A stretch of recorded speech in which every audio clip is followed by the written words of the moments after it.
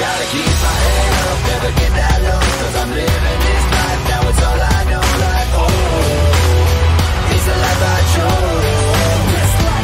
So I keep my bread up like a CFO. Now they screaming my name everywhere I go. Like, oh, it's the life I chose. This life, this life.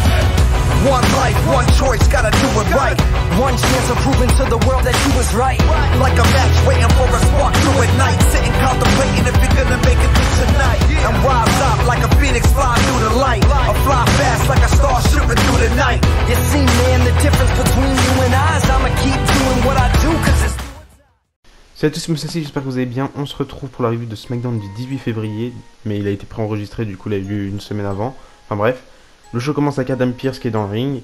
Puis il se fera rejoindre par Ronda Rousey, Charlotte Flair, Sonya Deville, Naomi, etc. Enfin, etc. Il y a que les 4. Donc voilà, ils sont là pour la signature de contrat. Il y a tout le monde qui se clash en même temps. Charlotte Flair, elle dit à Ronda Rousey qu'elle l'a jamais battue.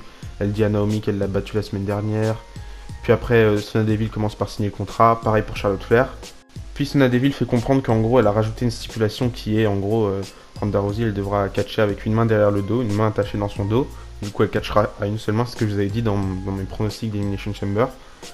Et Ronda Rousey dit que le match a lieu demain et que pour l'instant, elle a ses 2 bras. Du coup, elle prend Charlotte Flair, elle claque la tête de Charlotte Flair sur la table. Naomi, elle met un coup de pied dans la gueule de Sonya Deville. Et ensuite, elle balance la table sur les deux.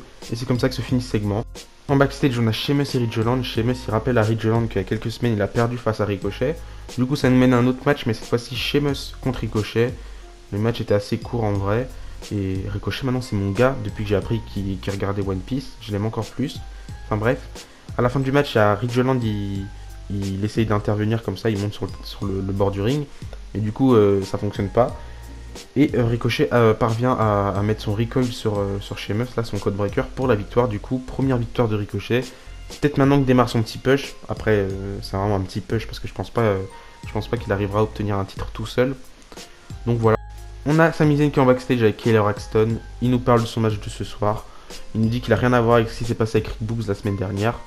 Et il dit que c'est marrant parce que tout le monde s'en soucie alors que quand lui arrivait des choses à lui, tout le monde s'en foutait. Donc voilà, il nous dit qu'il va retrouver son titre intercontinental. Entre temps, on nous montre un clip sur l'Undertaker. Parce que pour ceux qui n'ont pas été sur les réseaux sociaux hier soir, on nous a annoncé qu'il sera intronisé au Hall of Fame cette année. Ça fait plaisir parce que quand même, les Bella Twins sont Hall of Fameuses et pas l'Undertaker. Donc voilà. Après, on a un match ensemble entre Jey Uso et Ivar cette fois-ci. La semaine dernière, c'était entre Jimmy Uso et Eric. Donc voilà, le match était assez court aussi, comme d'habitude. À la fin, on a Ivar qui fait son frog splash bizarre sur Jey Uso pour la victoire. Sauf que Jimmy Uso intervient. Il prend le casque des Viking Raiders, il frappe Ivar et Eric avec. Et du coup, Ivar remporte le match par disqualification. Donc voilà, ça annonce déjà la couleur, on sait déjà très bien que les Usos vont conserver avec ce genre de construction. Ils veulent même pas faire gagner un des membres clean, donc voilà, ça veut tout dire. Les Usos conserveront leur titre à Elimination Chamber, et en vrai c'est pas plus mal. Mais j'espère juste que le match sera bon à Elimination Chamber. Donc voilà. Dans le ring, on retrouve Drew McIntyre qui nous parle de son match face à Madcap Moss qui aura lieu à Elimination Chamber du coup. Il nous dit qu'il a hâte d'être à Elimination Chamber parce qu'il pourra tabasser à l'extérieur du ring, il pourra le battre dans la foule, le jeter dans le matériel électrique, mettre sa tête dans les toilettes, le jeter dans le désert ou même le jeter dans la mer Rouge. Donc voilà, après on a Happy Corbin et Madcap Moss qui arrivent. Ils disent que McIntyre est pas prêt à 100% et que quand ils vont battre Drew McIntyre, sur le chemin du retour ils vont rigoler.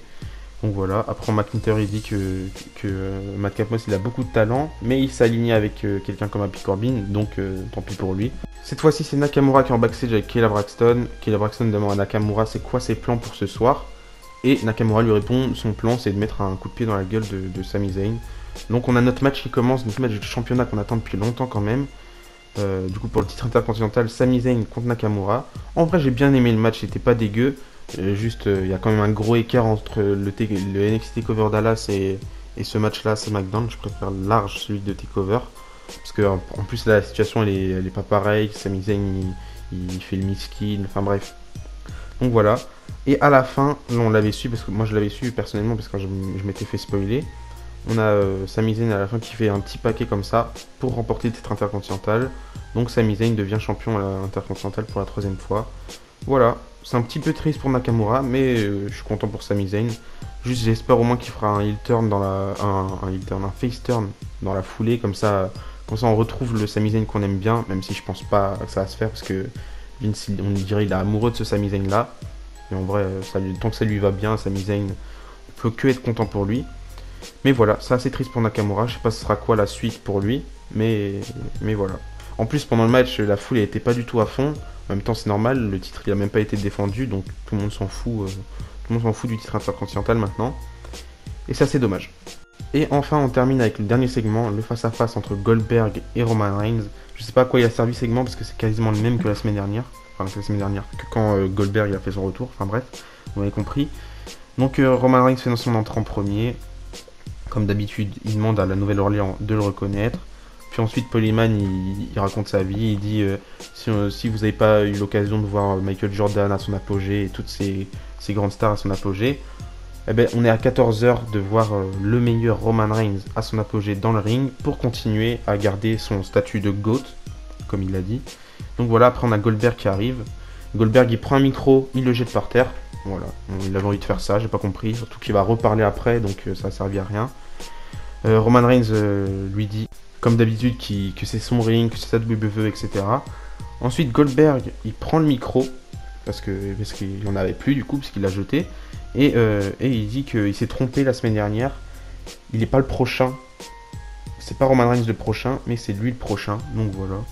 Donc, tout ça pour ça. Le show se termine sur un face-à-face. Je suis pas plus hypé pour ce match. Juste hâte de voir comment ça va se passer. Parce que la situation est quand même assez spéciale. Goldberg il catch pas souvent. Roman Reigns il catch plus souvent déjà que Goldberg. En plus Goldberg il catch pas longtemps. Et à moins qu'il y ait un squash de Roman Reigns sur Goldberg ou un squash de Goldberg sur Roman Reigns, je sais pas comment ça peut se passer. Donc voilà, j'ai hâte de voir ce qui va se passer ce soir. En plus, c'est dans combien à l'heure où je tourne cette vidéo, on est le samedi 19 janvier, 17h15. Du coup, le show il commence dans moins d'une heure. J'ai hâte de voir ce qui va se passer. Donc voilà. Donc voilà, c'est la fin de cette vidéo. J'espère qu'elle vous a plu. Je sais pas si ma vidéo sortira juste avant Elimination Chamber parce que j'ai peu de temps pour faire le montage. Au pire, elle sortira juste après, c'est pas grave. Mais voilà.